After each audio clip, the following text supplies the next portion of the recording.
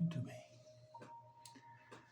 Continuando, o centro de autoconsciência não é o si total, mas uma sua projeção, um seu reflexo.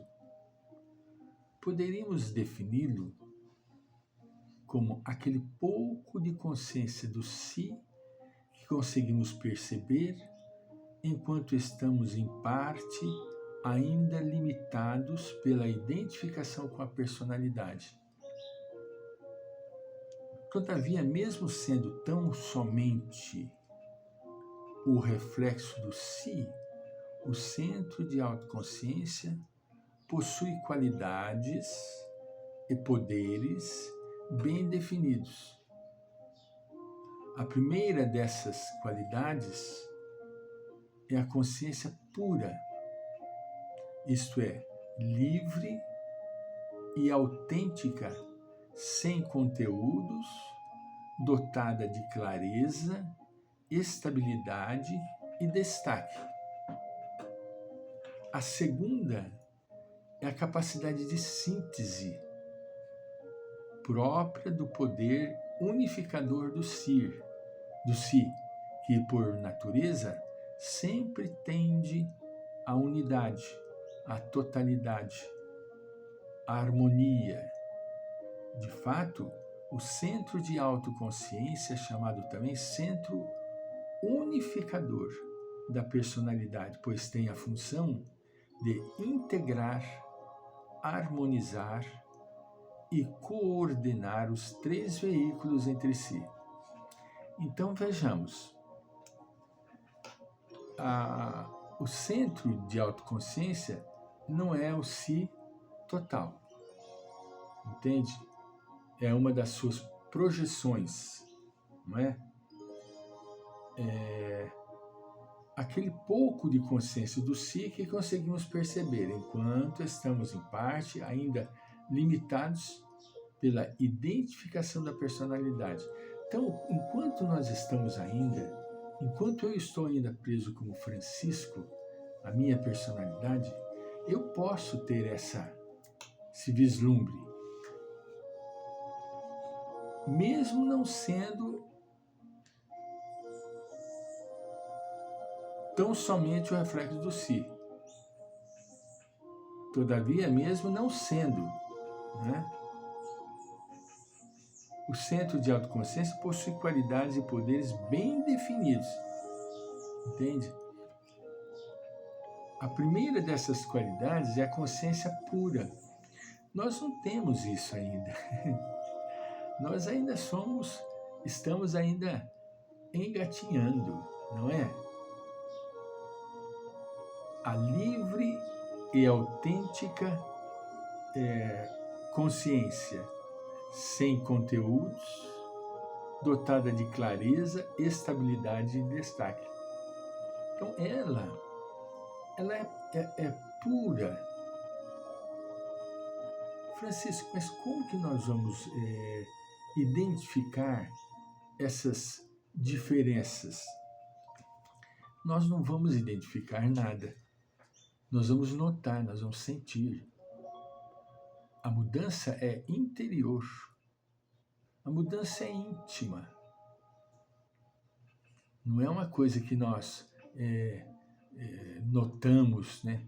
Põe uma roupa diferente, tinge o cabelo, vê diferente. Não. É uma mudança de comportamento. Então, a primeira que ele cita é a clareza e a estabilidade e destaque, que é a primeira dessas qualidades, entende? Dotada de sem conteúdos, dotada de clareza, dotada de estabilidade e dotada de destaque. Essa é a primeira qualidade. A segunda é a capacidade de síntese. Vou citar um exemplo de capacidade de síntese. Nós que navegamos pela doutrina dos espíritos, nós temos muito contato com as mensagens dos benfeitores espirituais, trazida pelas abnegadas mãos de Francisco Cândido Xavier e de Valdo Pereira Franco, e outros, não é? Mas a que mais nos mostra esta capacidade de síntese é as mensagens de Emmanuel. As mensagens de Emmanuel, geralmente, não totalmente, num pequenino trecho, ele nos oferece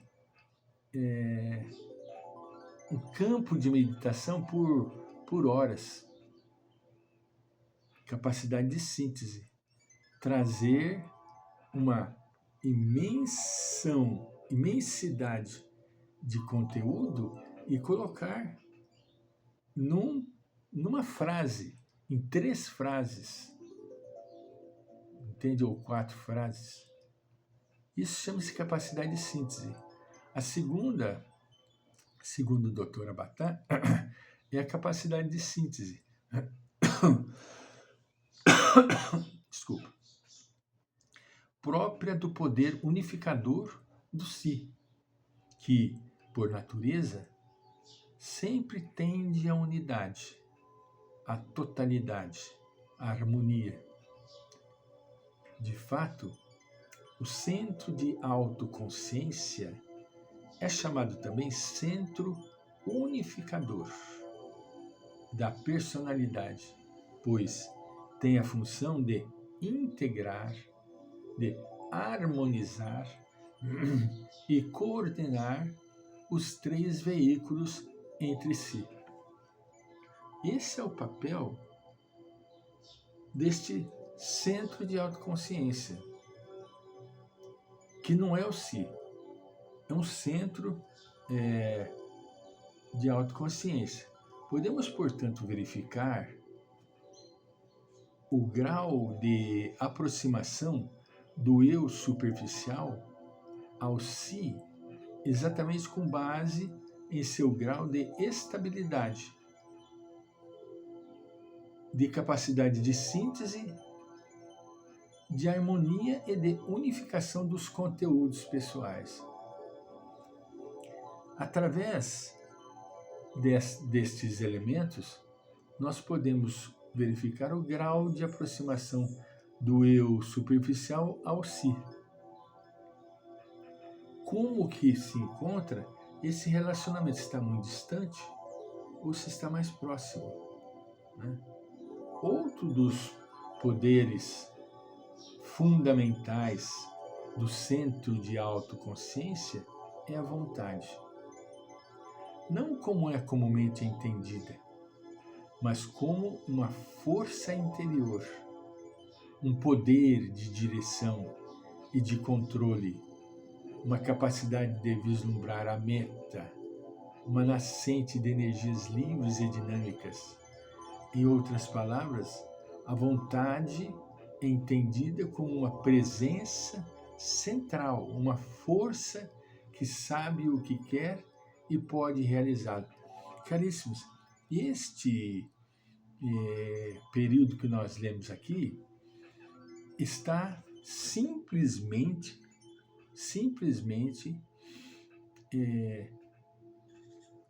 encontra-se desdobrado maravilhosamente no nosso querido livro, no próximo vídeo eu vou falar, no livro do Pensamento e Vida de Emmanuel, pelas mãos de Francisco Cândido Xavier, aonde ele narra sobre a vontade.